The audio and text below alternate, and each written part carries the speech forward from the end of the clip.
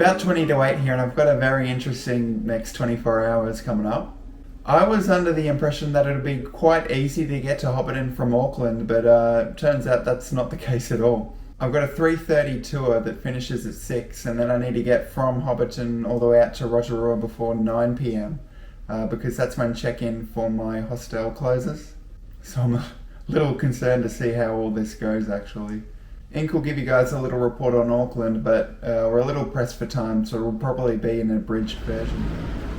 Auckland, or Tamaki Hanarau in Maori, is New Zealand's most populous city and one of few cities in the world to have a harbour on each of two separate bodies of water.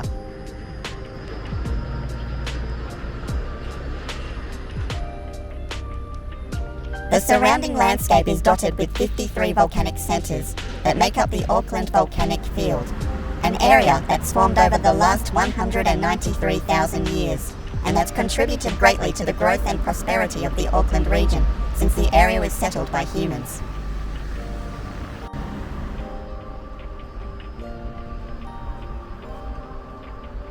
Auckland's current population of near 1.5 million is set to increase to nearly 2 million by the end of 2031.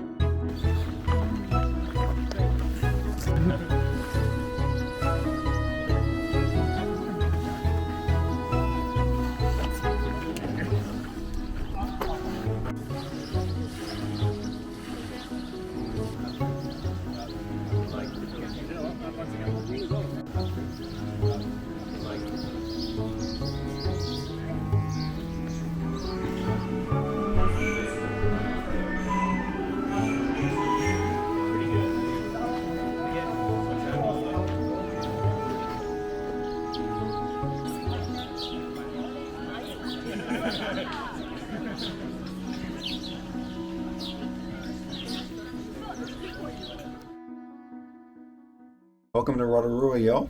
I think I'm finally starting to get used to the smell of sulphur that's just so evident here.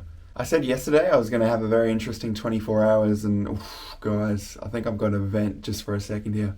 I think I became overly optimistic about my public transport situation to and from the set. Getting there wasn't too bad though. I did have to take a cab out to Auckland Central in order to catch my bus out to Mudda because I stupidly didn't see how far the airport was from the city centre. Rookie mistake, I know.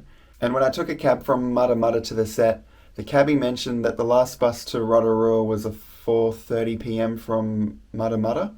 And this is when I started to panic, because my set tour started at 3:30 p.m. and didn't finish until 6:10. But the check-in here for Rotorua was no later than 9 p.m. I was looking at getting a cab back to Mudda and then finding a room for the night at a hotel somewhere, and then trying to find a bus to Rotorua really early in the morning because I've got my Zorb ball thing at 10 o'clock today, which was all adding up to lots of money.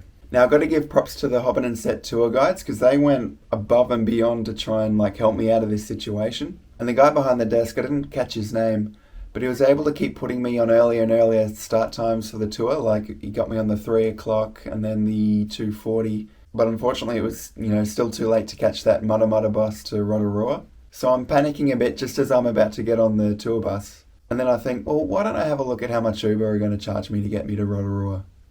Now, it was $200, and I know what you're thinking. $200 for an Uber, Jordan? What are you doing? But here's the thing, right? My only alternative was just under a little $200. Plus, with that, I had this uncertainty that I wasn't going to make my Zorball activity in time, which would have been another waste of $77. And the other thing is, I'd made all this effort to get to, the Hobbiton set tour, and I just didn't want to have this thing hanging over me the entire time I was trying to experience and have fun at the set.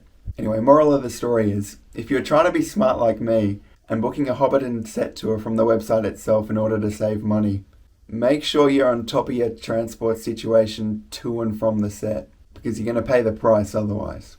Alright, let's go roll down a hill in a ball.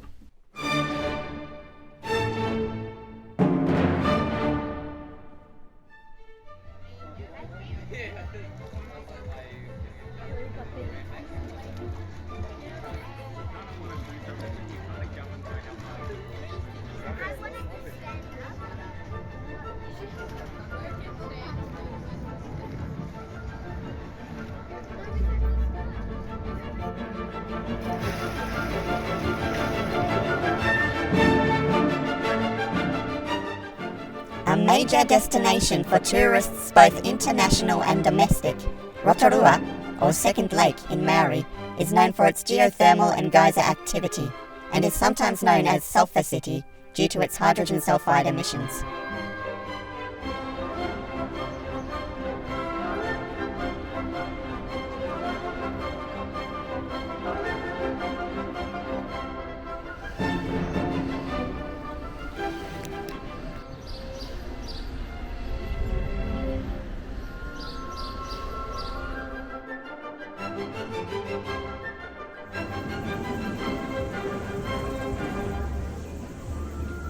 Initially settled by Maori of the Te Arawa Iwi in the 14th century, the first known European by the name of Philip Tapsell arrived in the region in 1828. He married into Te Arawa and, despite the ongoing conflict from the Musket Wars, became highly regarded by them.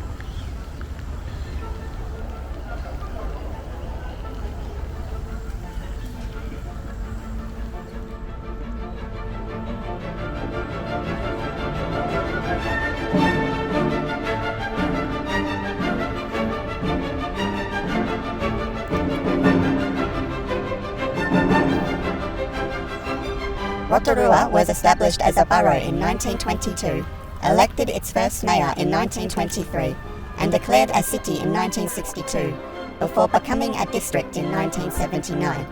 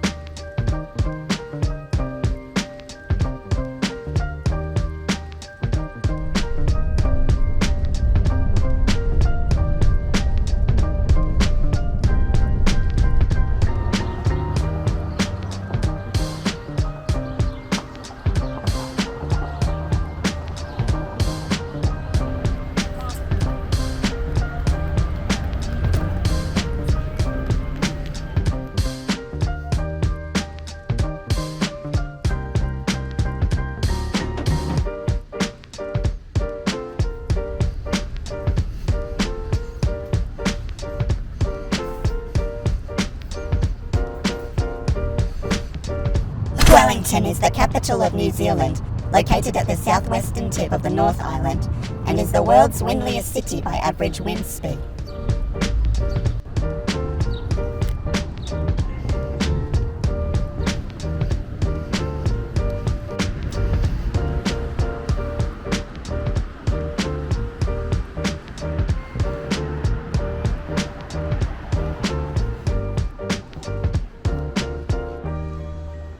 It is said that Coop, a legendary Polynesian explorer famous for his discovery of New Zealand, found the region during the 10th century, which was then settled by Maori tribes such as the Rangitane and Muakopo.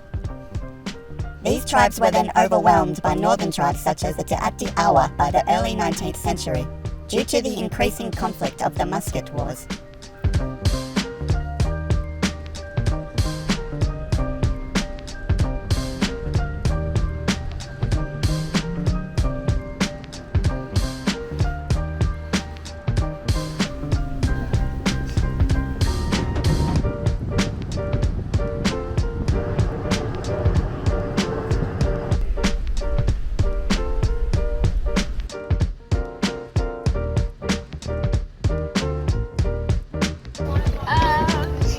Oh, it's a video. Picton is a major hub in New Zealand's transport network, connecting the South Island Road and rail network to ferries across Cook Strait to Wellington and the country's North Island. Before Europeans purchased the land, the Te Ati Awa o Te Waka a Maui occupied the site of the present town, who then moved to the neighbouring Waikawa Bay. The town was then named after Sir Thomas Picton, whose connection to the slave trade and controversial governorship of Trinidad has resulted in calls for places named after him to be renamed. So that concludes our North Island adventures. The Maori cultural experience was definitely the highlight. I won't say too much about it because you should really go and see it for yourself. But I'm glad they took the experience element of the activity so seriously, because we were expected to take what they were doing very seriously as well. It also made me want to go watch Whale Rider again, and that movie's a lot better than I remember it being.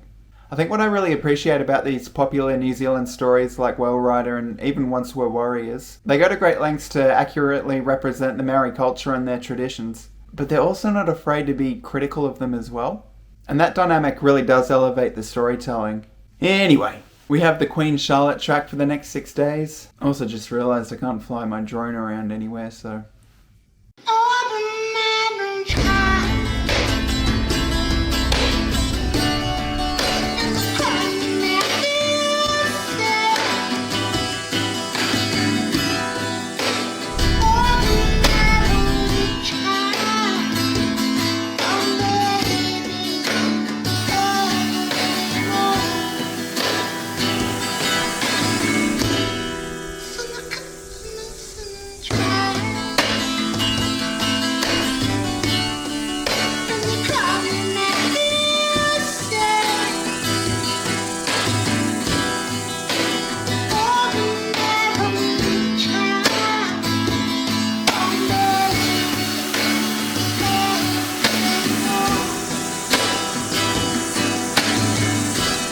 It's not. I haven't got you in it. Why isn't it pointing to you? Okay, click the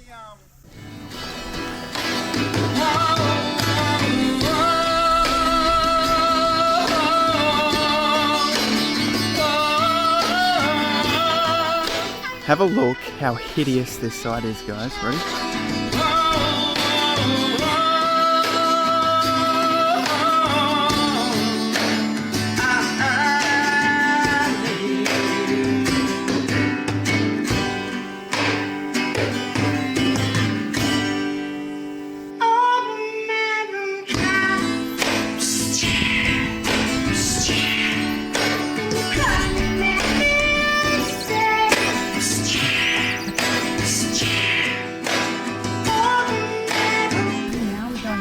Secret garden.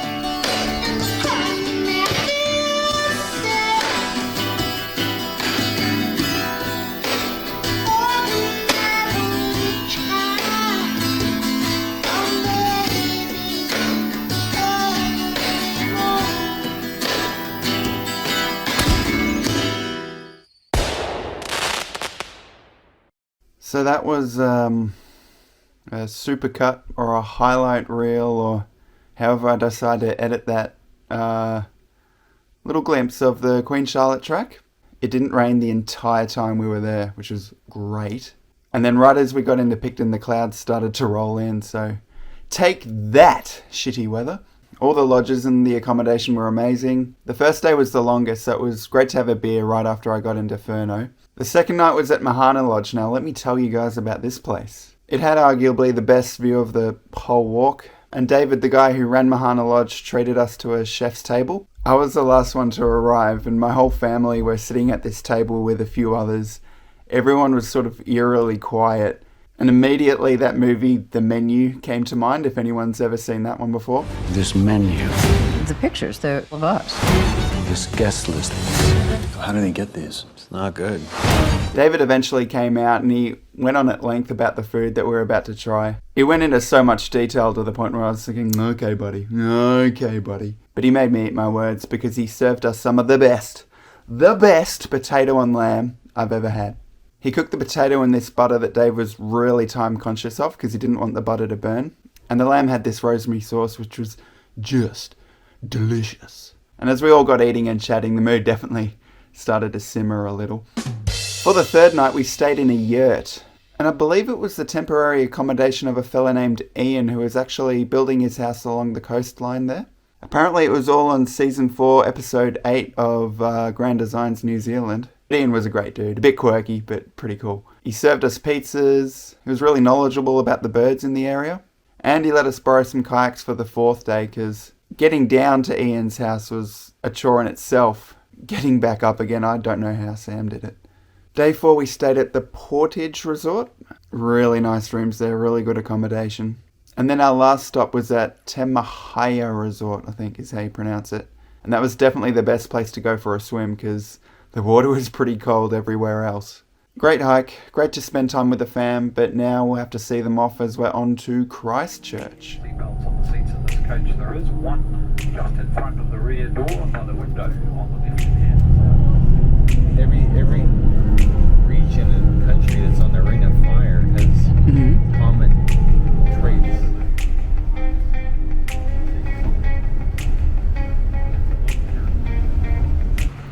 The largest city in New Zealand's South Island, Christchurch boasts a population of near 400,000 and is officially the oldest established city in New Zealand. Its Maori name, o Tautei, meaning place of Tautei, was adopted in the 1930s. The site was a seasonal dwelling of Ngai Tau chief Te Patiki Tautei, although others claim the Tautei in question was the son of said chief Huikai. The city suffered a series of earthquakes between September 2010 and January 2012, with the most destructive occurring on the 22nd of February 2011, in which 185 people were killed and thousands of buildings across the street suffered severe damage. Since 2013, 1,500 buildings in the city have been demolished, leading to ongoing recovery and building projects.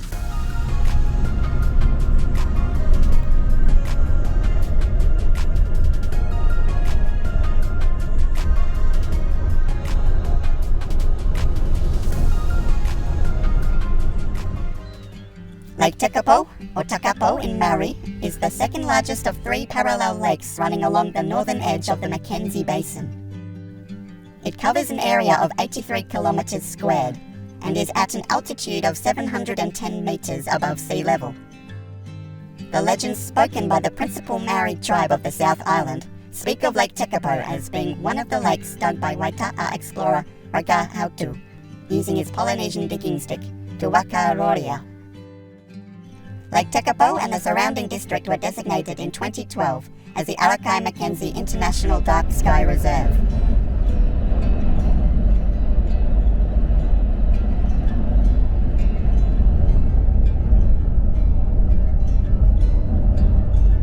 So we've made it to our final destination, which is Queenstown. I was on top of the buses this time around, but the timing did sort of stuff me up a bit, because I ended up spending a lot of time in Lake Tekapo and really not enough time in Christchurch. Lake Tekapo is a beautiful place, but I sort of was struggling to keep myself occupied. The stargazing was awesome. I saw a shooting star behind the tour guide as he was talking, and a few of us were sort of like, ooh. And yeah, being able to see the Milky Way that vividly was pretty incredible. But yeah, aside from the stargazing, it was a bit tricky to know what to do. There were the hot springs, but it was 25 degrees and really sunny out, so it wasn't really ideal weather for it. There were some helicopter tours and things like that, but I just didn't have the time.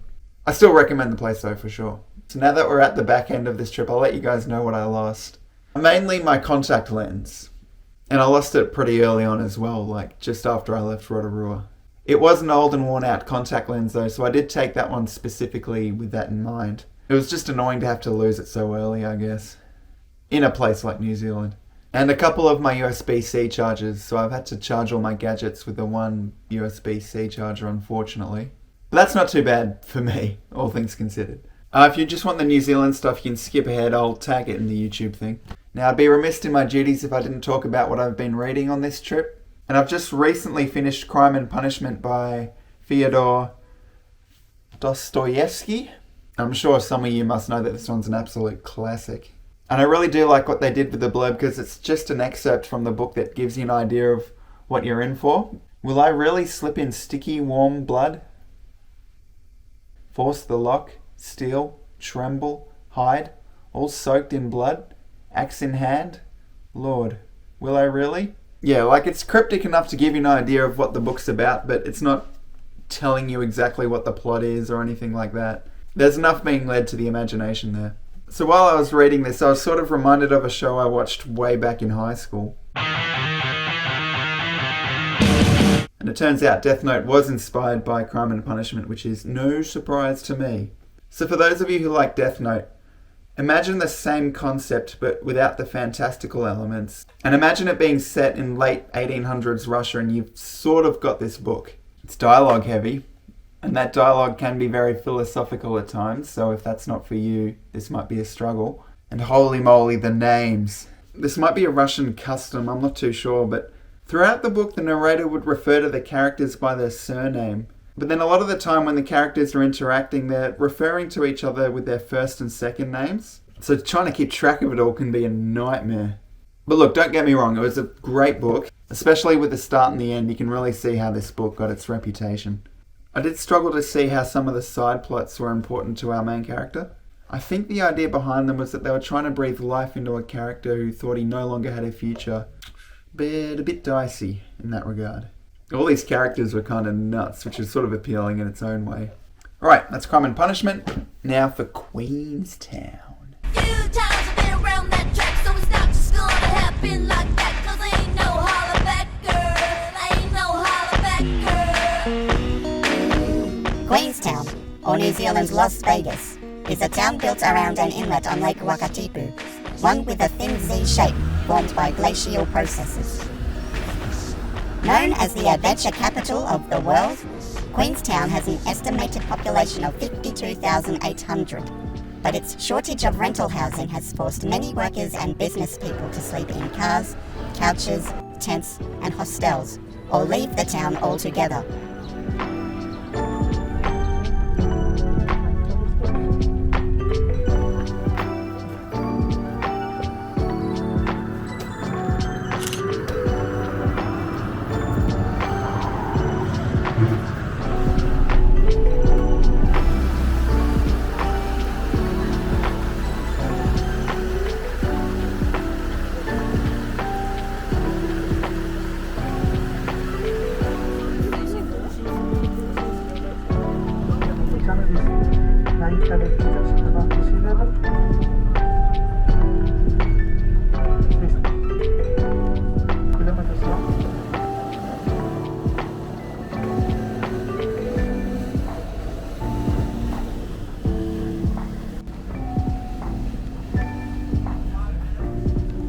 Home to the famous Bergburger burger joint, which I'll advise you visit after 11 PM to beat the insane queue. Queenstown's large number of tourist activities include, but are not limited to, skiing, snowboarding, jet boating, whitewater rafting, bungee jumping, mountain and quad biking, tramping, skydiving, paragliding, and fly fishing.